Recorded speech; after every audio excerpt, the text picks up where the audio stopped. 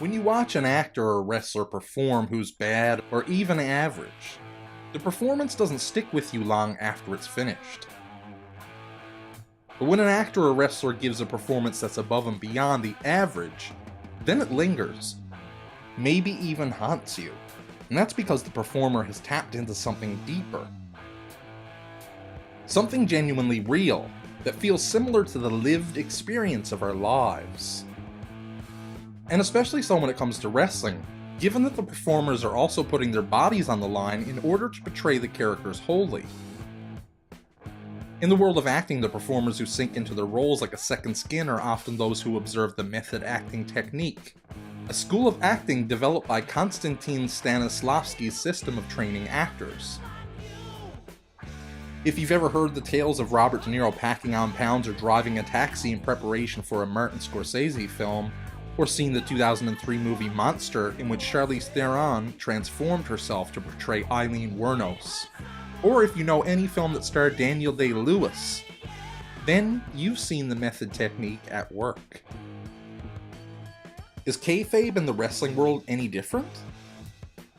Kayfabe is the conceit that everything that happens in pro wrestling is real, not scripted, when it is in fact very scripted. There's more to it, but that's the basic foundation of kayfabe. It's method acting, pure and simple. De Niro packed on 60 pounds in order to portray a later year's Jake LaMotta in Raging Bull. So how is that any different than a wrestler physically building their physique to embody their character in the ring? Or, as Bret Hart suggests himself, is it somehow fundamentally different for De Niro to gain weight for a role than it is for a wrestler to bleed in the name of realism? Wrestlers live the method technique simply by virtue of the nature of their business. At least that's how it was once upon a time. Today, kayfabe in wrestling is rare, particularly in the days of social media where even the performers with gimmicks are letting down their guard to some degree. 30 years ago and earlier, before most serious kayfabe all but disappeared, many wrestlers truly blurred the line between reality and fiction to a point theater, film, and other more traditional forms of television could never fathom doing. The closest film comes as the subgenre of found footage, in which most films are presented as literally discovered, found in the wake of the film's supposedly true events. Often the performances of heel wrestlers in the good old days of wrestling provoked fans into riots, occasionally driving them to near or full-on violence in wilder territories because some fans believed so thoroughly in the reality of the performances and the events unfolding in the ring. Comedian Andy Kaufman and wrestler Jerry the King Lawler fooled the entire USA into believing they truly hated each other in 1982 after they had a violent altercation on Late Night with David Letterman. Can get the hoses out here.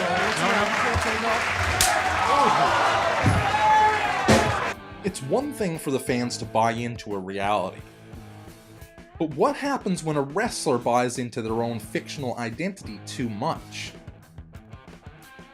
Actors have gone dangerously too far for their roles before, like Christian Bale dropping to an unhealthy weight for The Machinist in 2004.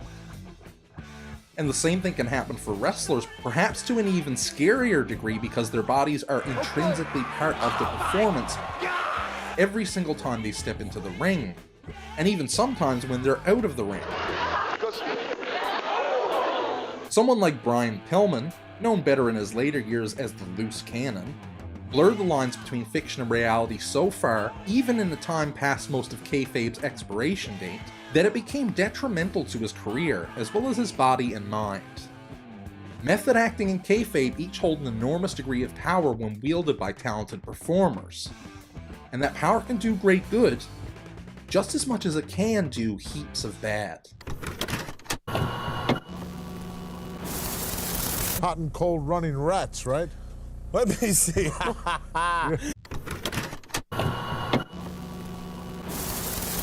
For someone like Stanislavski, acting was not so much about becoming someone else as it was using one's own emotions and experiences to draw themselves into a role.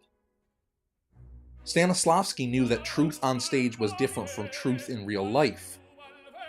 So it wasn't that an actor needed to believe in the truth of the events on stage, only in the imaginative creation of them. That's to say that if someone actually thinks they're Hamlet, then that's a problem and a psychiatrist may be in order. Method acting through Stanislavski's system is about creating a kind of second identity, a merging of the character and the real person portraying them. One of the larger aspects of the method technique involves emotional memory, or the use of emotions from one's own past and experiences to regenerate them for use in a performance, known as emotional recall. Many people think that method is solely about physically becoming a character. It's got just as much to do with the fertile imagination as it does physicality or knowledge of technique. Building the inner life of a character is just as important as the physicality. At the same time, Stanislavski knew the importance of physically embodying a character too. Quote, "The body needed to be trained."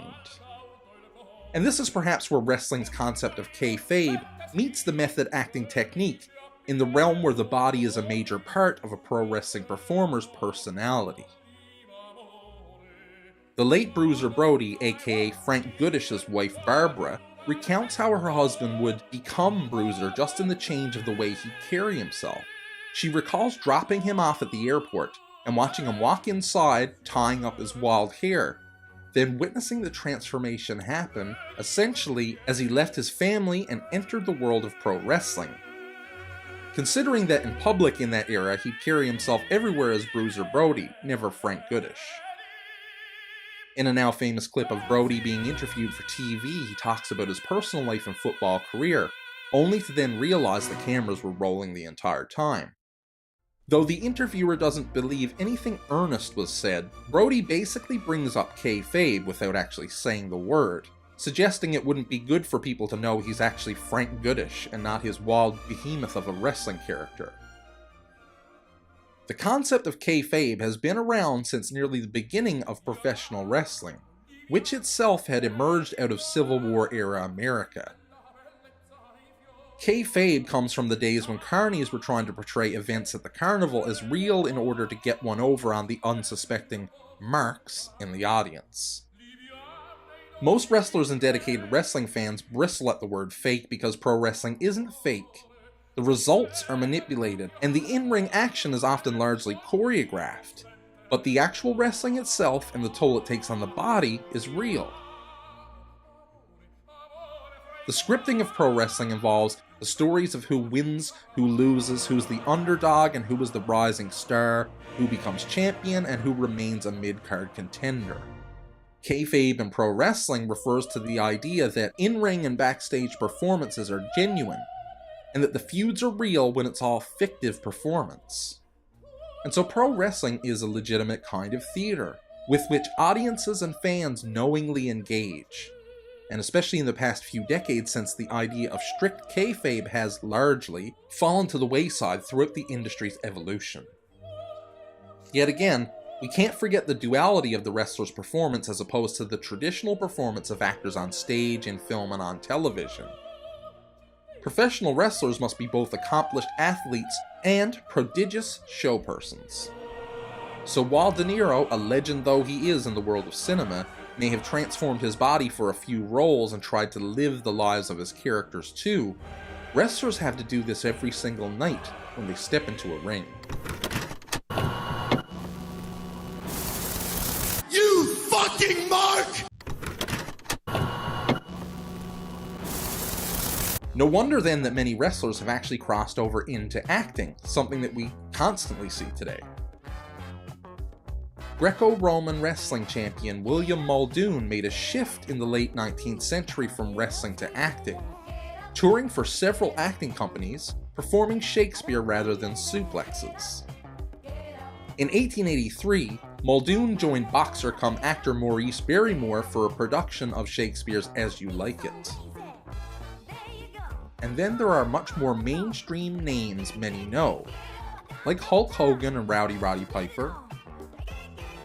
By the time Hogan returned to the WWF in 1983, the company now operating under Vincent K. McMahon after he purchased it from his father in '82, he'd already appeared in Rocky III as the character Thunderlips. This pre-packaged Hollywood image in Hogan played a big part in the coming rise of Hulkamania, as well as in the general transformation of then WWF into a nationwide company under the younger Vince McMahon, rather than remaining as a New York area territory as it was in the days of his father.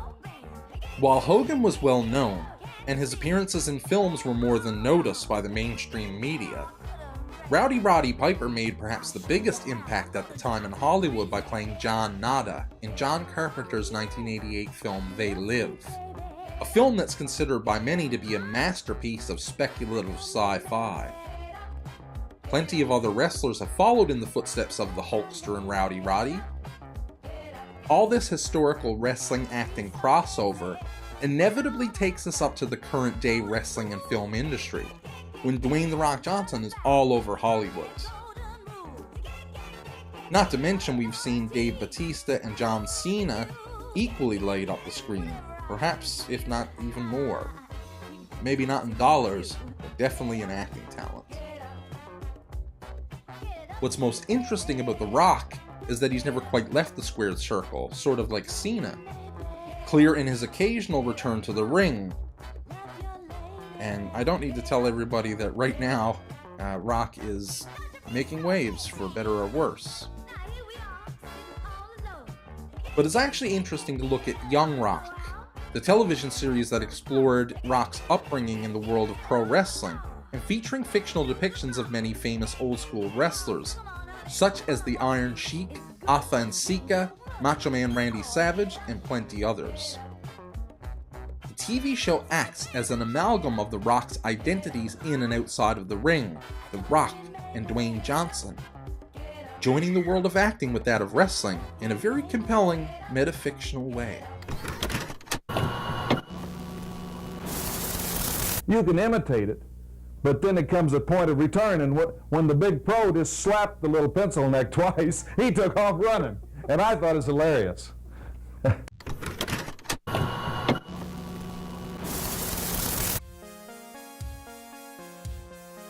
I'd be committing a grave sin if I didn't briefly talk about Lucha Libre here. I'll return to overall Lucha history again in a much more significant capacity for future editions, because it has many facets, and it deserves consideration as well as celebration of its own, apart from American wrestling and other styles. I often think of Lucha Libre's many masked wrestlers as the epitome of kayfabe. They're not simply playing a part, but literally concealing their own identity physically in an effort to wholly fuse themselves to a performance identity. And I interject Lucha Libre at this point because someone like El Santo took kayfabe beyond the wrestling ring and into the annals of Mexican history, becoming a film star and a full-on Mexican folk hero in the process. Not all luchas are masked, yet the masked wrestler holds a significant storied place in the historical evolution of Mexico's wrestling landscape. Lucha Libre was already considered poor man's theater, a combination of sport, theater, and circus. And then the first masked luchas appeared in Mexico, starting in 1934 with the likes of El Enmascarado, Masked One, the Masked Basque, and Ciclón McKee. In the early 1940s, El Santo, real name Rodolfo Guzman Huerta, appeared on the Lucha Libre scene, leaving a lasting mark upon wrestling and Mexico as a whole. His popularity in film goes beyond that of The Rock or Batista or John Cena or anybody. Not in numbers or revenue, but in the status El Santo achieved within Mexican society. El Santo appeared in lucha films, at least 52 between 1958 and 1982, and comic books, portraying a freedom-loving fighter for justice who stood up for the common people. This image elevated El Santo to the status of folk hero. His reputation among everyday people quickly became legend, as many stories told of El Santo depicted the generosity and consideration he expressed for his people. His legacy in and out of the ring transcended wrestling and Mexican culture. In 2016, in honor of what would be El Santo's 99th birthday, Google Doodle ran an El Santo doodle for the day of September 23rd. El Santo may in fact be the purest, most notable instance of kayfabe of all. Huerta did become his character, fully stepping into kayfabe by crossing the character over from Lucha Libre into film, then into the very fabric of Mexican culture itself.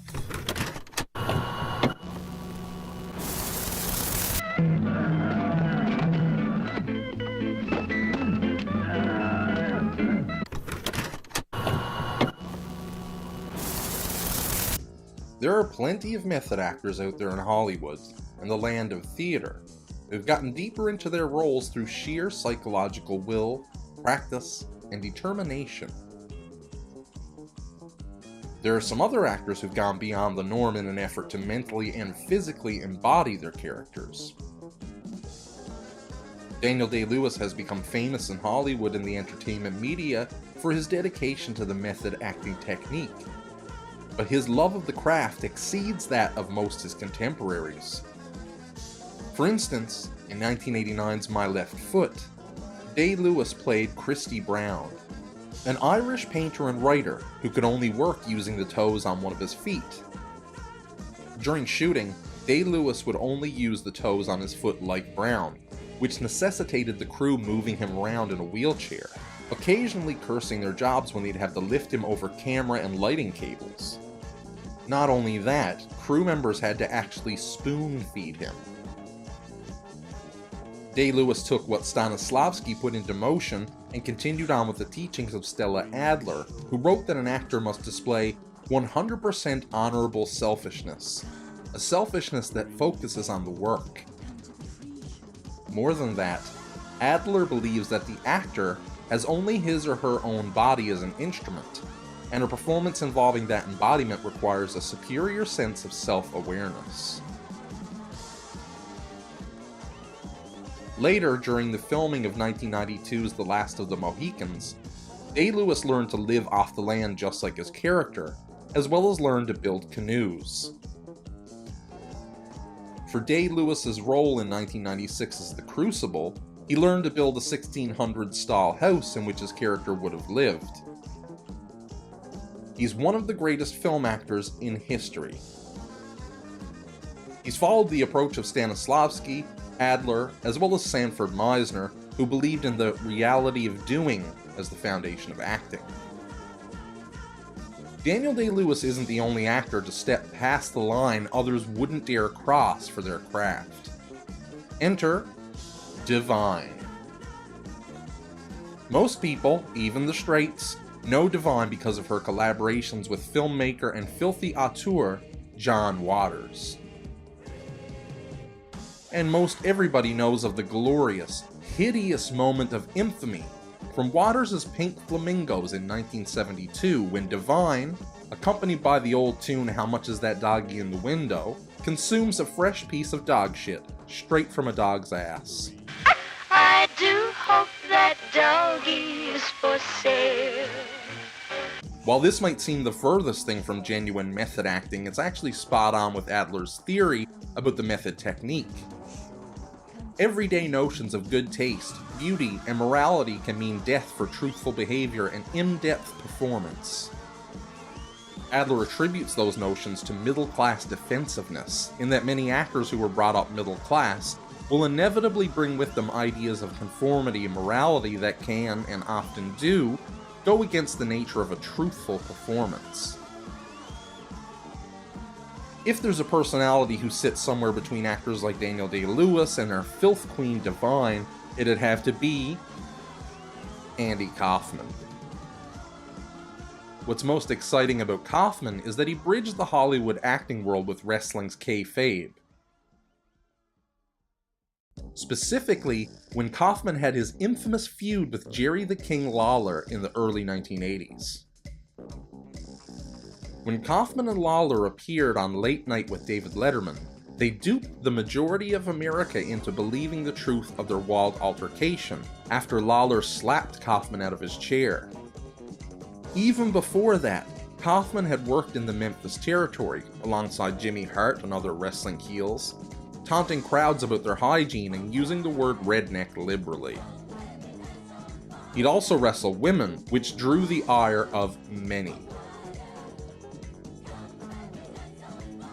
The world thought it was real until the mid-1990s after Kaufman's death, when Jim Carrey, who'd later go on to play the deceased comedian in Man on the Moon from 1999, revealed the elaborate work as part of an NBC special celebrating Kaufman's career.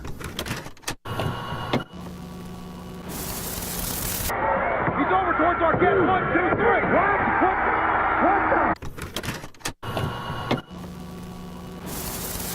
Though Kaufman was a master at a unique blend of method acting and kayfabe, he still never provoked the madness and violence of wrestling fans like some of the wild old heels from the days of the wrestling territories. There are endless legendary anecdotes about wrestling heels wreaking havoc in and around the ring. Archie the Stomper Gouldy, a Canadian wrestler who gained such a name from stomping on downed opponents with his big black cowboy boots, recounted stories of psychotic fans destroying his vehicles. Worse, his kids were getting beat up at school by other kids who hated their dad's character. Most terrifying was at the Kansas City Auditorium, when Goldie took his children to see a special match, only for them to leave and come across 3 men wielding weapons, looking for the Stomper.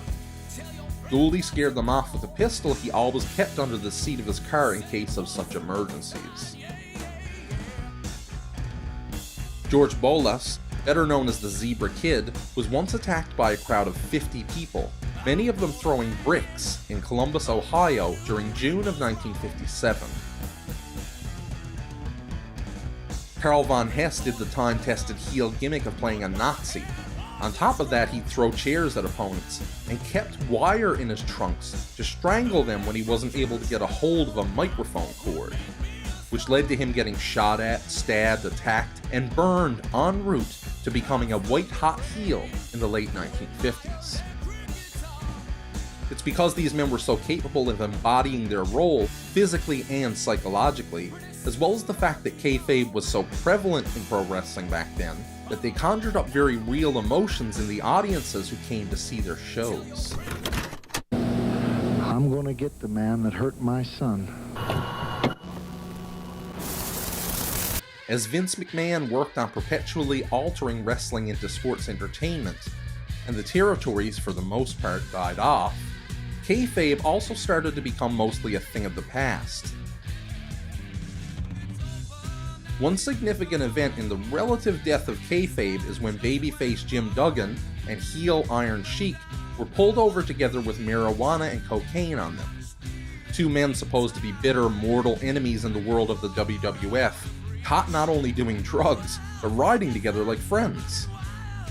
This event stripped some of the last veneer from the perception of kayfabe within pro wrestling, as fans became more and more aware of its presence, and everybody seemed to become a smart mark. And when kayfabe started to die, it was only a special few wrestlers who'd carry on the old traditions, albeit in fresh, exciting ways that worked with the evolution of wrestling rather than against it. Yet kayfabe and method acting alike have caused damage, no matter how much they've done for their respective industries. Come over here and kiss me on my hot mouth. I'm feeling romantical.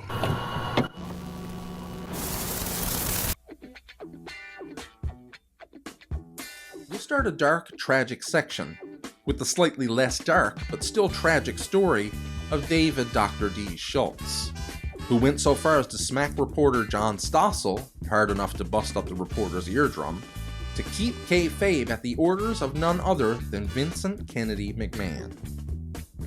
In spite of the orders to do so, Schultz wound up eventually getting tossed out like weak old garbage, when he became too much of a liability in the eyes of McMahon. The brutally dramatic irony here is that McMahon would later come out and admit that pro wrestling is a choreographed, manipulated form of sports entertainment, rather than wholly a sport, all to dodge athletic commissions and certain taxes. And so Schultz ultimately ends up sacrificing his own career in the WWF. Dr. D stuck to kayfabe, and rather than improving his career, it effectively destroyed it. He actually tried to spoof the whole incident over in Japan, which probably didn't help his career much if we're honest. The old doc decided to really do a face turn when he took his badass gimmick out of the ring and became a bounty hunter. At least kayfabe didn't get wrapped up in death for Dr. D, like it did on the lives and deaths of both Bruiser Brody and gorgeous Gino Hernandez. In 1986, Gino Hernandez was found dead in his apartment, and the circumstances surrounding his death were shrouded in mystery, and to this day they officially still are. But something interesting and macabre happened when fans of world-class championship wrestling called police to suggest they look into fellow wrestler Chris Adams. Gino and Chris were once known as the Dynamic Duo, a fantastic tag team, and they later turned on one another in classic tag team fashion, leading to a feud during which Hernandez kayfabe blinded Adams during a match. Because of the blinding incident, fans of WCCW believed it was possible that Adams, who in storyline vowed to kill Gino, might have actually been behind Hernandez's mysterious death. Kayfabe in those days was so believable to wrestling audiences that Adams was actually contacted by police during the investigation.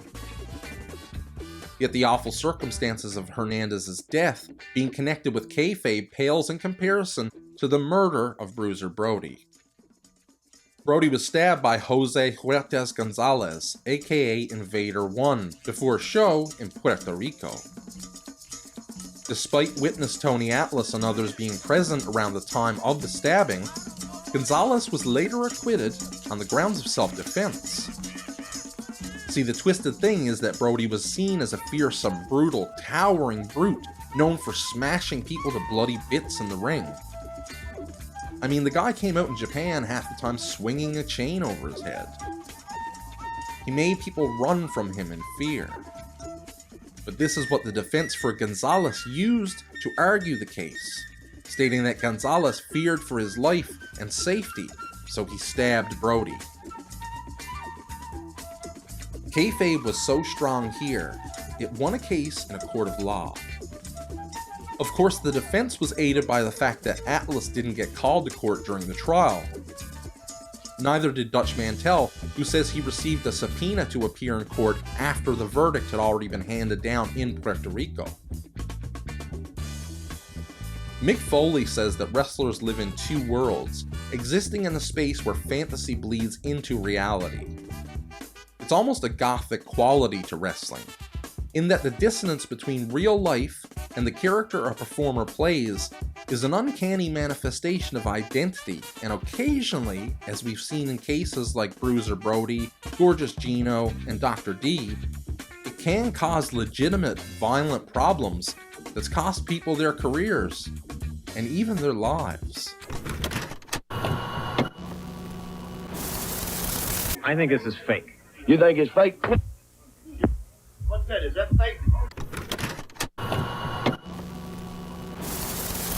While no method actors in film have died, though some have argued that Heath Ledger's preparation for playing the Joker in Christopher Nolan's 2008 film The Dark Knight significantly contributed to his accidental overdose, there are more than a few who've pushed past the boundaries of safety to embody their characters. Even the previously mentioned Daniel Day-Lewis has pushed the envelope slightly too far.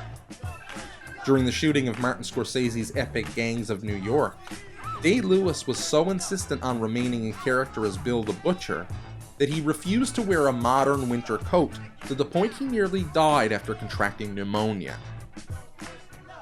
Then there's Nicolas Cage, whose role in 1984's Birdie as a Vietnam vet drove him to try experiencing some degree of torturous pain his character might know by having several of his teeth pulled without anesthetic. Or Billy Bob Thornton in his multi-hyphenate role for Sling Blade, stepping behind the camera to direct and then filling his shoes with crushed glass to walk oddly as his character Carl Childers. The one instance of dangerous method acting that's always fascinated and disturbed me is Christian Bale's appearance in Brad Anderson's 2004 film The Machinist. Bale went the opposite end of the spectrum from De Niro in Raging Bull, dropping 62 pounds to portray his character, a man whose guilt drives him to severe paranoia and insomnia. He lost those 60-odd pounds in only 4 months. Then after shooting of the film was over, Bale gained 70 pounds to be able to film his role as Bruce Wayne and Batman in Nolan's Batman Begins. Bale seems to be fine, though he's no stranger to weight fluctuations, evidenced by his shocking transformation into Dick Cheney for Adam McKay's 2018 film Vice. Yet I have to wonder how his body will feel in another decade or more, after the toll this must take on him physically. Gaining and losing significant amounts of weight in short periods of time is not healthy.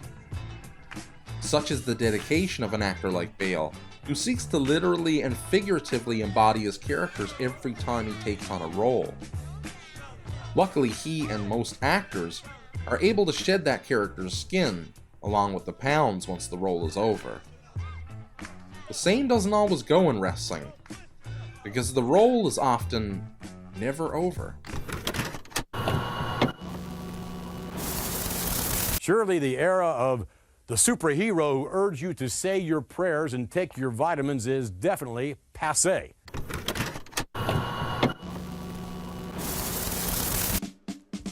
When we consider the days of kayfabe dying off and the dawning of a new era of pro wrestling, it's impossible not to pay attention to the life and legacy of Brian Pillman, and the indelible mark he left upon the squared circle. Kayfabe fused to Pillman during his attempts to play WCW and WWF against one another, as it became entwined with not only the character he played on TV, but also with his real identity, considering his personal income was wrapped up in the entire angle. He basically used kayfabe as a way to leverage his personality in negotiations between himself and the companies, pushing the expected boundaries of reality and fiction to make himself appear crazy. Hence his nickname, the Loose Cannon. Something Pillman used brilliantly was subtext, playing off the industry itself, and this takes us back to Stanislavski. For the method technique, subtext is what gives everything meaning, and it's what engages an audience who want to be involved in the causes of the character's behavior, emotions, and thoughts. Subtext makes the audience complicit in the behavior of the actor displaying subtext, and then the spectator and the character share a secret. Pillman most famously used subtext on 2 significant occasions. First, he referred to Kevin Sullivan after a match in WCW as Booker Man, which for those who didn't know, was the head writer in a wrestling company. For those who did know the term, it made Pillman seem crazy for daring to reveal such things on national TV. And this drew fans in, because those who knew the term were starting to see the loose cannon character emerge. And those who didn't know the term then wanted to know and learn more. Second, when Pillman wound up in ECW with Paul Heyman, he did several skits, one of which involved him literally wrestling a giant pencil. Again, this was using inside industry terms. Pencil once more referred to the booker or the promoter, whoever's holding the figurative pencil and making the matches. This was a bit more subtle and entertaining than his jab at Sullivan. Each of these incidents used that subtext, and while some within the industry might have actually thought Pillman was insane, Pillman was using that subtext in order to make his character feel deeply real, even in an industry that was moving away from kayfabe ever so slightly. Pillman was drawing the audience in and making wrestling fans feel like they were a bigger part of the whole experience. This is what Aretha Franklin meant. You, Booker Man.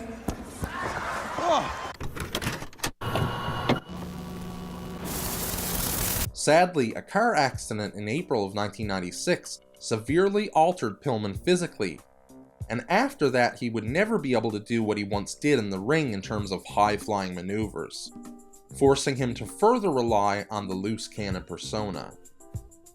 The accident itself was called into question due to Pillman's work-to-shoot antics, and the legitimate perception that he was out of control, capable of doing anything to push an angle. Some rumors at the time actually suggested that Pillman was getting plastic surgery to look like Shawn Michaels, and that he planned to go into the WWF as Michaels' evil twin brother. Kayfabe surrounding Pillman was so prominent that even his involvement in a life-threatening accident wasn't initially believed by many, including fellow wrestlers. Pillman's insistence on sticking with the loose cannon character, but being physically incapable of performing like he did prior to his car accident, later led to the further deterioration of his body, not to mention his psychological well-being. He kept to the character in terms of Stanislavski's system through adaptation, in the overcoming of physical obstacles that would constantly need adjustments in order for the actor to achieve a goal. However, he did so to his detriment, because he needed to remain medicated to keep performing, even at a diminished level compared to the level at which he once performed. Pillman's sister Linda says that at one point Brian was at home hooked to an IV bag, and he'd unhook to go perform, then hook himself back up when he got home again. Pillman's eventual instability in real life went largely undealt with properly, because of the inability to tell his character from his real identity. Although Pillman's death was ruled as due to a heart attack, brought on by a condition that had previously killed his father, there's little doubt that his hard-living lifestyle, between taking prescribed pain medication from his doctors to the steroids he was occasionally taking, contributed to a weakened heart at the age of only 35. If kayfabe hadn't become such an intricate part of Pillman's life, and his character hadn't melted into his everyday life, it's possible that he might have received more help when he clearly needed it. Not to say he wouldn't have gone the same route as many other wrestlers who pushed their bodies past their limits while taking medication to achieve the goal. All the same, the inability to distinguish between Brian Pillman and the loose cannon created a series of conditions under which his health was significantly adversely affected. That's not solely on him either. It's also on his fellow performers, the whole industry, promoters, and, to a degree, us, the audience. It's still real to me, damn it!